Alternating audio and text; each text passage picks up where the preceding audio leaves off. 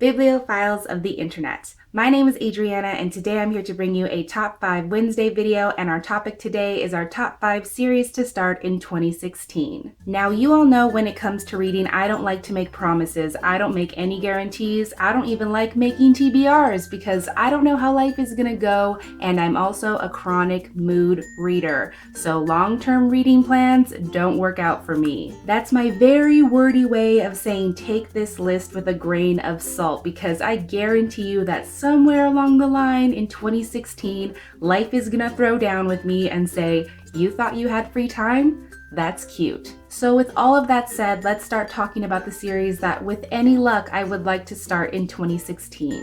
At number 5, I have the I Heart Band series by Michelle Schusterman. I'm long overdue to read this series. I think this one has been on my shelf for a couple of years, I want to say. It's a middle grade series that follows a junior high symphonic band, and because of that alone, I need to read it. It's rare to find a story that actually takes place in a band, not just a story that has a character who happens to be in band and it's sort of obliquely mentioned, but the entire story rather focusing on the band and that group dynamic. And because of that, I already really care about this series. I know I've said this before, but I was in band for 7 to 8 years from middle school to high school, and I rarely ever get to read band stories in literature, and that's why series like this are very, very important to me. At number 4, I have The Archived by Victoria Schwab. And this is a bit of a sneak peek into my December end of the year book haul because I just got this book for Christmas from Penelope's Picks,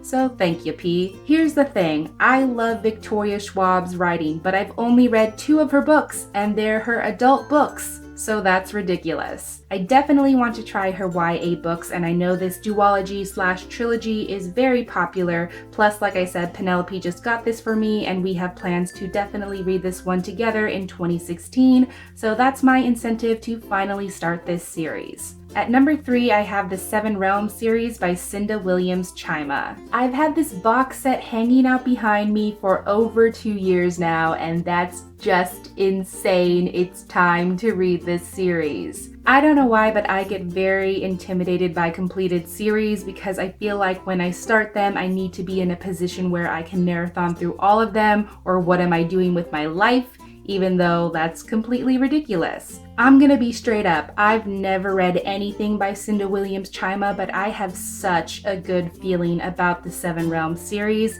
and I'm not gonna lie, it feels really nice to have a guaranteed win just sitting in my back pocket. It's just nice to know that when I need a win, when I need to read a series that is guaranteed to be good, that I have this series just hanging out in my arsenal waiting for me. There's something that's just comforting about that, but it's time.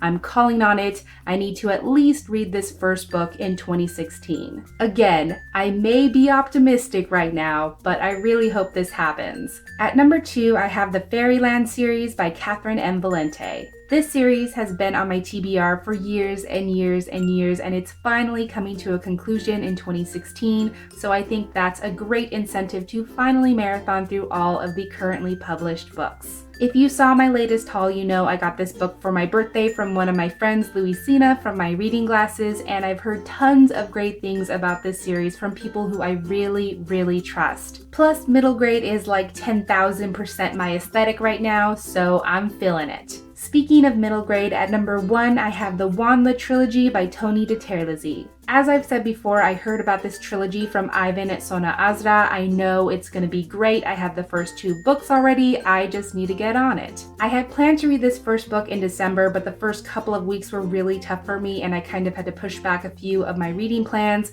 but that's okay because there will be plenty of time in 2016 to start this series. Also, now that I'm thinking about it, I'm wondering if I should just read nothing but middle grade novels in January, because that would be a great way to start the year. We'll see what happens. So those are 5 series among many that I would like to hopefully start in 2016. But then again, I could just be feeling optimistic. In the comments down below, please let me know what was your favorite series that you either started or finished in 2015, or let me know what is a series that you hope to start in 2016 yourself. But that is everything I had for this Top 5 Wednesday video today. Thank you so much for watching. I really hope that you enjoyed it, and I will catch you on the flip side of the page.